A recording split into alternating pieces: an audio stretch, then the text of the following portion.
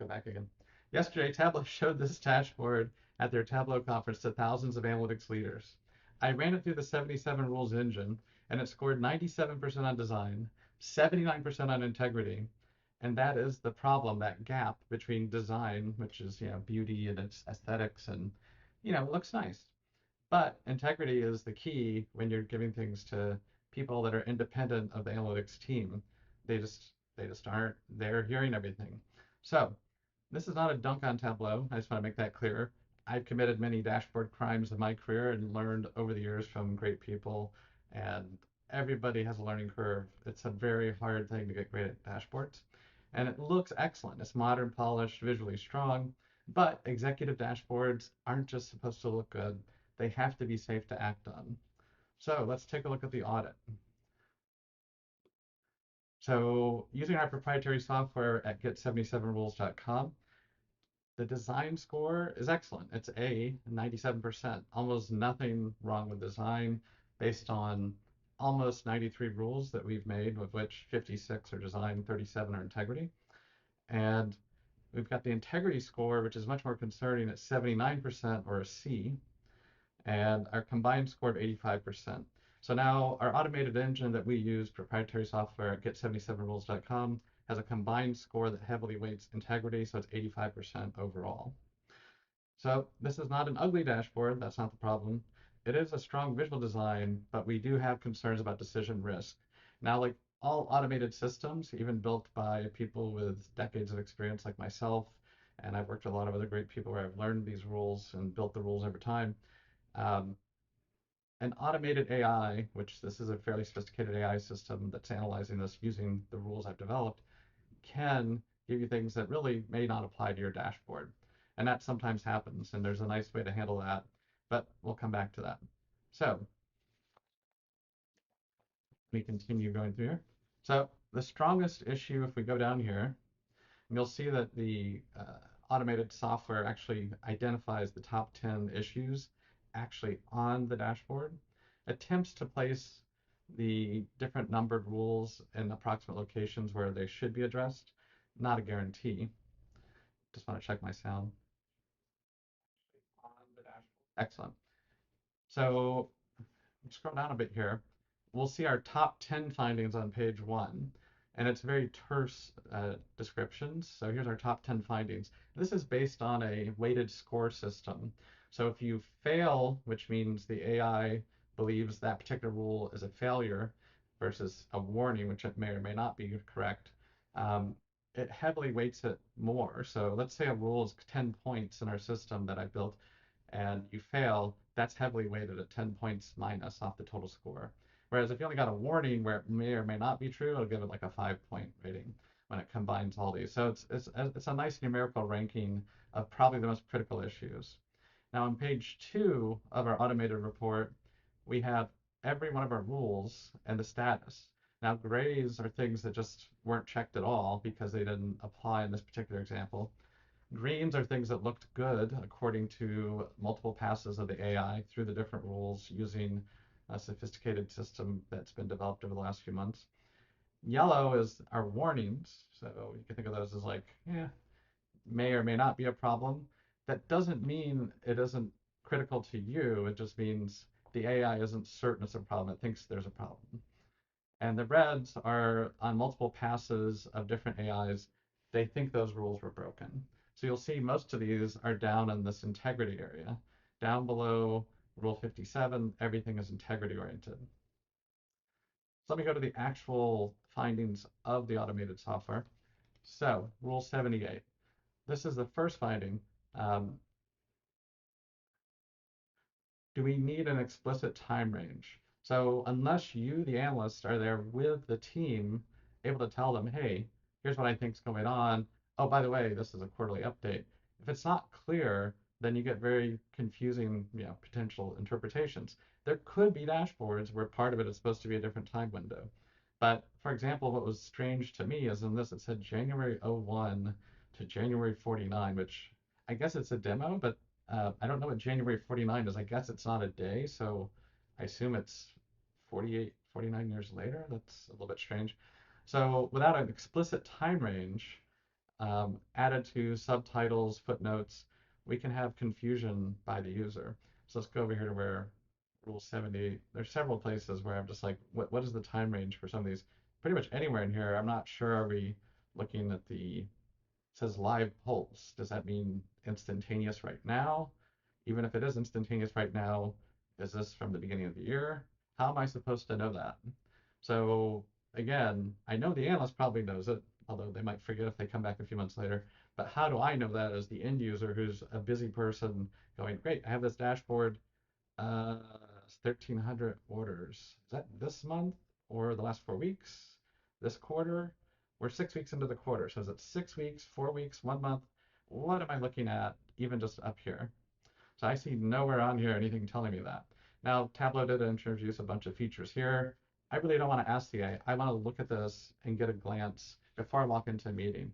I'm not like going to keep inquiring of your dashboard. I want your dashboard to make it obvious to me where I'm at and what I need to focus on. So let's go back to our next topic, which is Rule 79. So there's no explicit last updated timestamp or date reference on the dashboard. So it does say live pulse, but it doesn't have a specific timestamp. Now, what happens if I put this in my presentation and I go present it in 10 days at the board meeting? They see live pulse, but I'm sorry, it's not live, it's 10 days old. If I forget to say that, they might think this is data up to the day before the meeting. And then they might get a wrong answer, a wrong conclusion in their head of like, oh, it looks better than I thought. I thought they said there was a problem here. Yeah, there was a problem within the last 10 days, but I took a snapshot and put this in a slide deck. Let's go to the next rule. Several charts display percentages without their base counts or denominators. So this rule, to me, I find this personally confusing because I didn't build the dashboard. I'll give you an example here. When I look at 38%, am I down 3.5 basis points, which was I was at 41.5%, or am I down 3.5%? And then here it does say 1.3 pp. I don't quite know what that means because I don't understand all the details of this particular dashboard without more context. But that's something that I find slightly confusing as well. If I had the base count, now here this is much more obvious, up 1.5%, which is plus 21 versus prior. But again, going back to that prior rule, what is prior? Prior what? Prior quarter? Prior quarter of the same window? Prior quarter entirely? Are we beating the whole prior quarter? Are we beating the prior quarter through the same day of the quarter? I have no clue. So not to bash the guy demoing this, seemed like a perfectly nice guy, beautiful dashboard, but this is clearly demo material, and I've seen lots of people at companies build dashboards with all these things overlooked, and then they're like, no one uses my dashboard. And I'm like, that's because you know the data so well. Of course, you know what all this means, so you just overlook these keys. And that's what 77 rules helps you conquer. Let's take a look here. I have a few more notes on what I wanted to cover. All right. So, so we have multiple other warnings we could take a look at. Just for sake of time, I will cut it off here in a minute. So we have other warnings going down here. Now, if I was in the full web interface for this proprietary software, I could actually accept and try to go correct, or dismiss these particular rules and say, I don't care about them for this dashboard. So I could say dismiss rule 44 and run the audit again on the exact same dashboard. It'll check the rules that had failed or had warnings and make sure that I get to that 100% on both integrity and on design. So this is why 77 rules exist. AI is making dashboards faster and prettier, but someone still has to catch the integrity issues before the CFO, CEO, or the board acts on your chart. And again, that gotcha I gave you isn't just hypothetical. It happens all the time. I got my board deck together 3 days before the board meeting, and now the data is different, but they think the final update of the data, which was all the sales closing, got into the slide deck, but it didn't. And so because I'm saying live pulse on here, like, what does that mean? Again, I don't know what live means. Live means live, and then what's the typical lag on people actually entering data? That could be a whole other question, but that's getting esoteric now. That's getting beyond what the data team can control. But these are just some of the thoughts I've had on this, and using this automated software has really sped up my reviews with executive clients, where they want to make sure their top dashboards for large teams or executive walkthroughs are really well thought out, really well designed. And if you'd like to request a private dashboard integrity walkthrough, go to dashboardslie.com. I'll stay for a few minutes and go through a few more thoughts here. And if I see any Q&A, I will go to that. But I just want to riff on this a bit more. So let's take a look here. When I look at this dashboard, and thanks for joining me. If you just wanted the highlights, those were the highlights. But when I look at this dashboard, I do like the aesthetics. It looks really cool. I know that is a factor that matters to people using the dashboard or not. But this period problem is a huge problem for me. I have no idea what period we're examining here. And more importantly, what I would probably do to this dashboard is I would have a very lighter version of the line showing the prior period because I keep talking about prior across these top views here. So that would really give me more context versus prior, and then versus prior what? I don't want to beat that dead horse. Probably some of the other things I'll talk about that aren't part of the automation yet is I really don't like these gauges because I'm losing a lot of context that really is sort of down here. And so the smaller window is really where the context is. Was I in the yellow zone a month ago? Am I in the yellow zone 2 months ago? If I could have this bigger and maybe this more in the upper right corner, my current status, I really don't think this gauge is giving a lot. See Stephen Few if you want to see someone really talk about how much they hate gauges, and he would probably go off on this for about 5 minutes. Um, the other chart I'll talk about is this bottom product pulse. It's like a concentric exploding, I don't know, bomb. I'm not sure what's going on here. I get the concept. It looks really cool. I feel like I'm at the discotheque, but I'm at peak 21% commuter. I have no idea what these link to. Is that the inner to the outer core? Adventure cargo? Um, I'll be honest, this graph, while looking cool, I have no idea how to act on it. I would bet 99 out of 100 people if I showed it to them that are the people who should be acting on this dashboard would not understand that graph. So that graph, I would totally go, how do we make something that's actually usable? This is a demo, so I understand putting something cool there, but in the real world, I would want to get on that. And then I'm looking at this ride map. So I'm assuming this is from listening to the keynote. They're shipping out of San Diego to all these other cities, is my guess. That's the scenario. Um, it looks cool, but the key data is actually up here. I don't see how the data has been encoded as either a thickness, frequency. I guess there's a little bit of encoding of thickness here, but I don't. APAC, Americas. It's like these are almost like two different displays. I'm not quite sure what to do with that. So I would totally consider how do I rework that?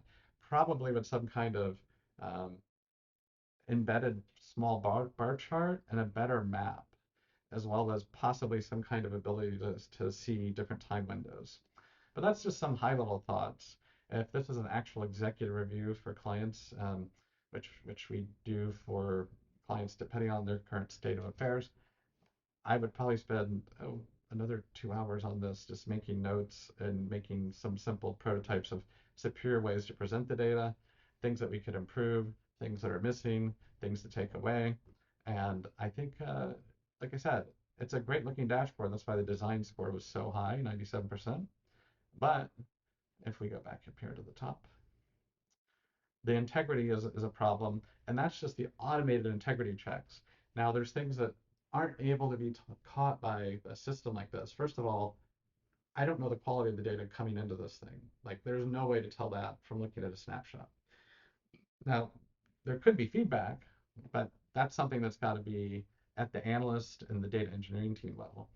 But I can tell you there are superior ways to present information that convey it in a much more succinct way, a much clearer way, and some of these integrity rules catch that. But there's probably another, in my list right now, I've got about another 35 rules for integrity, ways to improve the quality of consumption, understanding the context of the data, and making a faster, better decision from your dashboard. So we don't keep hearing the refrain of, we built the dashboard, but there's not enough people using it.